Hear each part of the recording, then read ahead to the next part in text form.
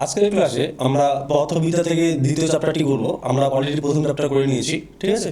তো দ্বিতীয় চ্যাপ্টার যেটা আমাদের থাকছে সেটা হচ্ছে স্থিতি ও গতি, নিউটনের সূত্রাবলী, ঘর্ষণ ও স্থিতিস্থাপকতা, ঠিক আছে। আর এখানে আমরা সমস্তটাই প্রিভিয়াস ইয়ার কোশ্চেন থেকে আমরা কমপ্লিট করবো এবং সম্ভাব্য প্রশ্নগুলো কী কী আসার চান্স থাকবে সেগুলো একবার দেখে নেবো, ঠিক আছে। তো চলো শুরু করা যাক। প্রথম প্রশ্ন দেখো, রকেট কোন নীতির উপর ভিত্তি করে চলে? দেখো এটা এসেছে WBCS প্রিলিমস 2011 সালে, ঠিক আছে। তো এখানে আমাদের উত্তর কী হয়ে যাবে? রকেট রৈখিক ভরবেগের সংরক্ষণ নীতির উপরে ভিত্তি করে চলে, ঠিক আছে। তো অপশন সি হয়ে যাবে আমাদের এখানে সঠিক উত্তর। চলো এবার আমরা এই প্রশ্ন থেকে সম্ভাব্য আরও কী কী প্রশ্ন আসার চান্স থাকবে একবার দেখে নিই। দেখো 1 নম্বর, দেখো জেট ইঞ্জিন কোন নীতিতে কাজ করে? ঠিক আছে, তোমাদের পরীক্ষা চলে আসার চান্স থাকবে এটা। তো আমাদের উত্তর হয়ে যাবে কি, এই জেট ইঞ্জিনও এই রৈখিক ভরবেগের সংরক্ষণ নীতি অনুযায়ী কাজ করে। 2 নম্বর, দেখো নিউটনের কোন সূত্র থেকে ভরবেগের ধারণা পাওয়া যায়? ঠিক আছে, তো আমাদের উত্তর কী আসবে? নিউটনের দ্বিতীয় গতিসূত্র থেকে আমাদের ভরবেগের ধারণা পাওয়া যায়। 3 নম্বর, দেখো ক্রিয়া ও প্রতিক্রিয়ার বল সবসময় কেমন হয়? ঠিক আছে, ক্রিয়া ও প্রতিক্রিয়ার বল সবসময় কেমন হয়? তো আমাদের উত্তর কী হয়ে যাবে? এটি সমান ও বিপরীতমুখী হয়। 3 নম্বর, দেখো 4 নম্বর, দেখো এটা রকেট উৎক্ষেপণ নিউটনের কোন সূত্রের উদাহরণ? রকেটের উৎক্ষেপণ, তো রকেট উৎক্ষেপণ হলো নিউটনের তৃতীয় গতিসূত্রের উদাহরণ।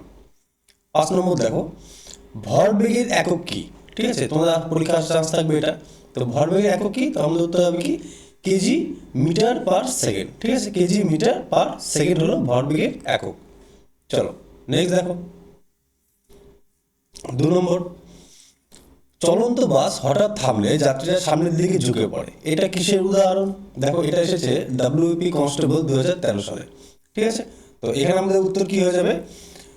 চলন্ত বাস থামলে যাত্রীরা সামনের দিকে ঝুঁকে পড়ে, এটা হলো গতিজাড্যের উদাহরণ। অপশন বি হয়ে যাবে আমাদের সঠিক উত্তর।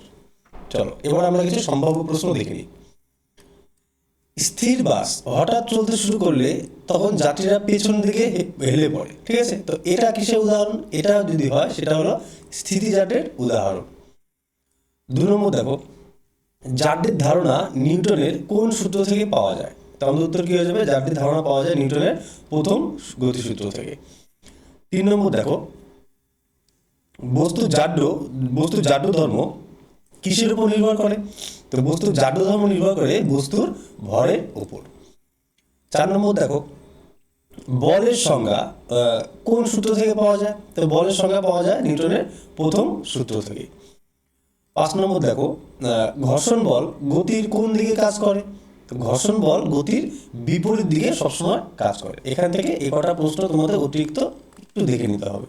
চলো নেক্সট দেখো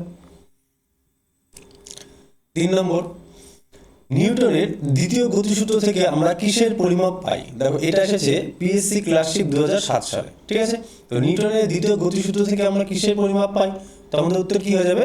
নিউটনের দ্বিতীয় গতিসূত্র থেকে আমরা পাই বলের পরিমাপ। চলো এবার কিছু সম্ভাব্য প্রশ্ন দেখে নিই। 1 নম্বর, দেখো বল সমান সমান কি? বল সমান সমান হচ্ছে ভর ইন্টু ত্বরণ, ঠিক আছে। ভর ইন্টু ত্বরণ, ভর ইন্টু ত্বরণ হলো ইকুয়াল টু বল। 2 নম্বর, দেখো বলের পরম একক কি বা এসআই একক? বলের এসআই একক হচ্ছে নিউটন, ঠিক আছে। 3 নম্বর, দেখো 1 নিউটন সমান কত ডাইন? ঠিক আছে, খুব ভালো প্রশ্ন। তো 1 নিউটন সমান কত ডাইন? 1 নিউটন সমান 10⁵ ডাইন, ঠিক আছে। 10⁵ ডাইন হলো 1 নিউটন সমান সমান 10⁵ ডাইন। 4 নম্বর, দেখো কোন বল ছাড়া বৃত্তাকার পথে ঘোরা সম্ভব নয়? ঠিক আছে, তো বৃত্তাকার পথে ঘোরা সম্ভব নয় যেটা অভিকেন্দ্র বল ছাড়া, ঠিক আছে। অভিকেন্দ্র বল ছাড়া বৃত্তাকার পথে ঘোরা সম্ভব নয়। 5 নম্বর, দেখো ভর ও বেগের গুণফলকে কি বলে? ঠিক আছে, ভর ও বেগের গুণফলকে একসাথে বলে ভর বেগ, ঠিক আছে। এখান থেকে এই কটা প্রশ্ন তোমাদের একটু দেখে নিতে হবে। চলো নেক্সট দেখো 4 নম্বর, একটি হালকা ও একটি ভারী বস্তু ভরবেগ সমান হলে কার গতিশক্তি বেশি? ঠিক আছে, দেখো এটা এসেছে WBCS প্রিলিমস 2015 সালে। তো আমাদের উত্তর কি হয়ে যাবে? একটি হালকা এবং একটি ভারী বস্তুর ভরবেগ সমান হলে গতিশক্তি কার বেশি হবে? হালকা বস্তুর গতিশক্তি বেশি হবে, ঠিক আছে। চলো এখান থেকে কিছু সম্ভাব্য প্রশ্ন দেখে নিই। এই গতিশক্তির সূত্র কি? এই গতিশক্তির সূত্র হলো হাফ ইন্টু mv স্কোয়ার, ঠিক আছে, হাফ ইন্টু mv স্কোয়ার হলো এই গতিশক্তির সূত্র। 2 নম্বর দেখো, কার্য করার সামর্থ্যকে কি বলে? ঠিক আছে, কার্য করার সামর্থ্যকে বলা হয় কি? শক্তি। 3 নম্বর দেখো, বাঁধের জলে কোন শক্তি সঞ্চিত থাকে? বাঁধের জলে যেটা সঞ্চিত থাকে সেটাকে বলা হয় স্থিতি শক্তি। 4 নম্বর দেখো, অবাধ পতনশীল বস্তুর মোট যান্ত্রিক শক্তি কেমন থাকে? ঠিক আছে, অবাধে পতনশীল বস্তুর মোট যান্ত্রিক শক্তি কেমন থাকে? তো এটা থাকে হচ্ছে ধ্রুবক, ঠিক আছে। 5 নম্বর দেখো, ক্ষমতার একক কি? ক্ষমতার একক হচ্ছে ওয়াট। এখান থেকে এই কটা প্রশ্ন তোমাদের অতিরিক্ত দেখে নিতে হবে, সাথে এই প্রিভিয়াস ইয়ারের প্রশ্নটি। চলো নেক্সট দেখো।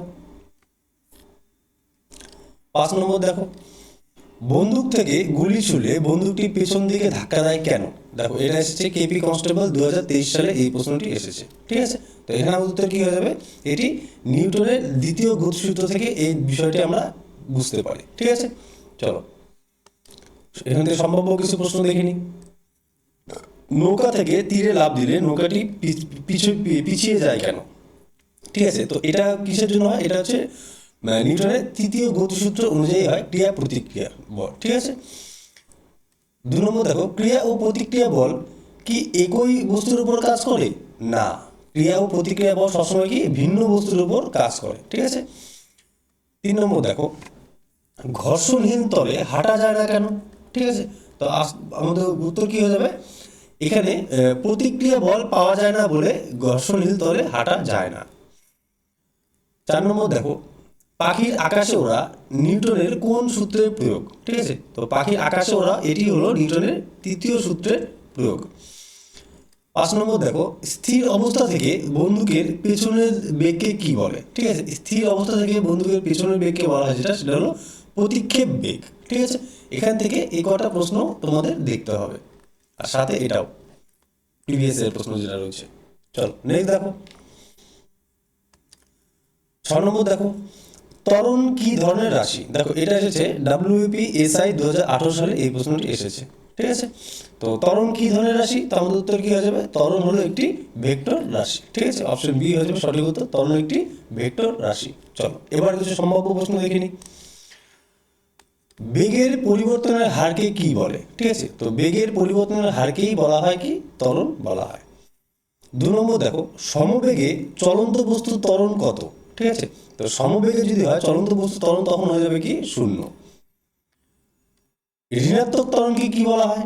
ঋণাত্মক ত্বরণকে বলা হয় মন্দন, ঠিক আছে। এটা খুব ভালো প্রশ্ন, একটু ভালো করে দেখে নিতে হবে এগুলো। 4 নম্বর দেখো, ত্বরণের এককে সেকেন্ড শব্দটি কবার আসে? ত্বরণের এককে সেকেন্ড শব্দটি দুবার আসে, ঠিক আছে, মিটার পার সেকেন্ড স্কোয়ার, ঠিক আছে। এই জন্য সেকেন্ড শব্দটি এখানে দুবার ব্যবহৃত হয়।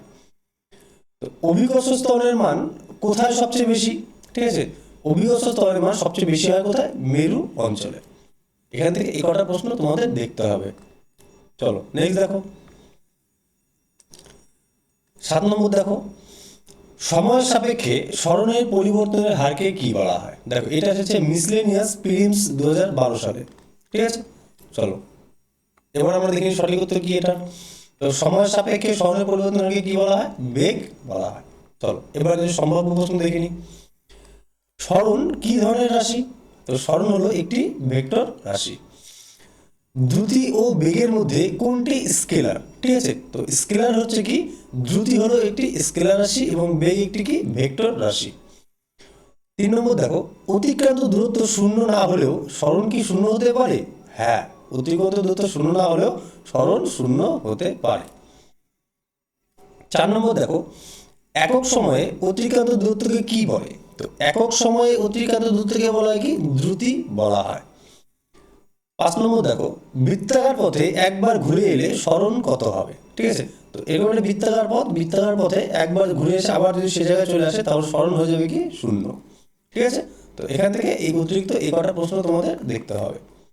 চলো নেক্সট দেখো।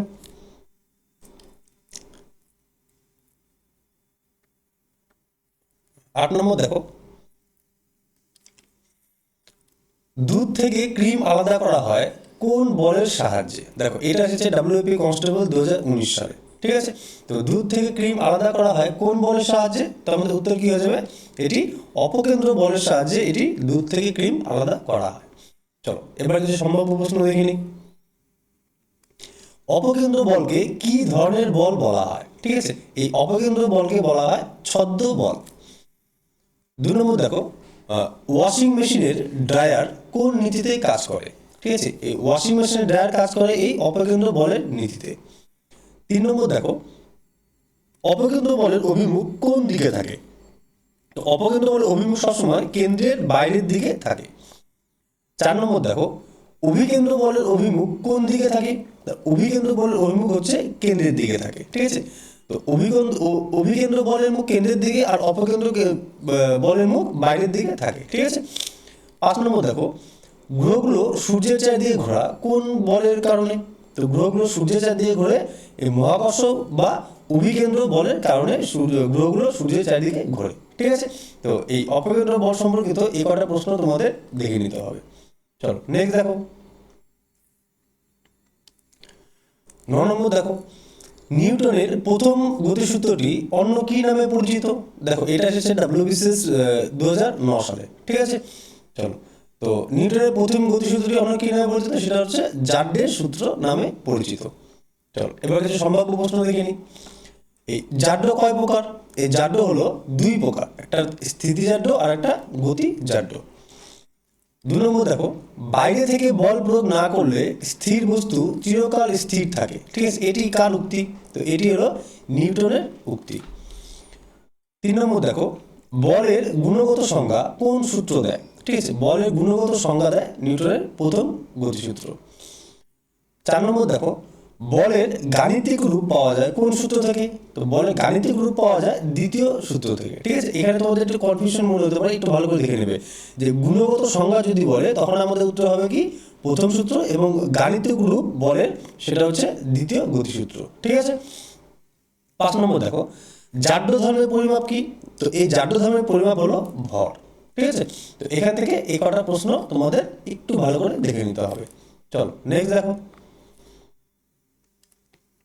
10 নম্বর, সিজিএস পদ্ধতিতে বলের একক কি? দেখো এটা এসেছে WB ফুল এসআই 2014 সালে। ঠিক আছে, তো সিজিএস পদ্ধতিতে বলের একক কি? তো আমাদের উত্তর কি হয়ে যাবে? সিজিএস পদ্ধতিতে বলের একক হলো ডাইন। চলো এবার এখান থেকে কিছু সম্ভাব্য প্রশ্ন দেখে নিই। 1 নম্বর দেখো, 1 জুল সমান কত আর্গ? ঠিক আছে, তো 1 জুল সমান 10⁷ আর্গ। ঠিক আছে, 10⁷ আর্গ হচ্ছে সমান সমান 1 জুল। কার্যের এসআই একক কি? তো কার্যের এসআই একক হলো জুল। 3 নম্বর দেখো, এসআই পদ্ধতিতে ওজনের একক কি? ঠিক আছে, তো এসআই পদ্ধতিতে ওজনের একক হলো কি নিউটন। 4 নম্বর দেখো, প্রযুক্ত বল শূন্য হলে ত্বরণ কত হবে? ঠিক আছে, যদি প্রযুক্ত বল শূন্য হয় তবে ত্বরণ হয়ে যাবে কি শূন্য। 5 নম্বর দেখো, একক ভরের উপর একক ত্বরণ সৃষ্টি করতে যে বল লাগে তাকে কি বলে? একক ভরের উপর একক ত্বরণ সৃষ্টি করতে যে বল লাগে তাকে বলা হয় পরম একক। ঠিক আছে, তো এখান থেকে এই কটা জিনিস তোমাদের দেখে নিতে হবে। তো এখানে এই ক্লাসটা শেষ করছি। নেক্সট পার্টে আরেকটি 11 নম্বর থেকে সেখান থেকে আমরা 25 নম্বর অবধি করবো। ঠিক আছে, দুটো পার্টে এই চ্যাপ্টারটা করছি। তো চলো দেখা হচ্ছে নেক্সট ক্লাসে।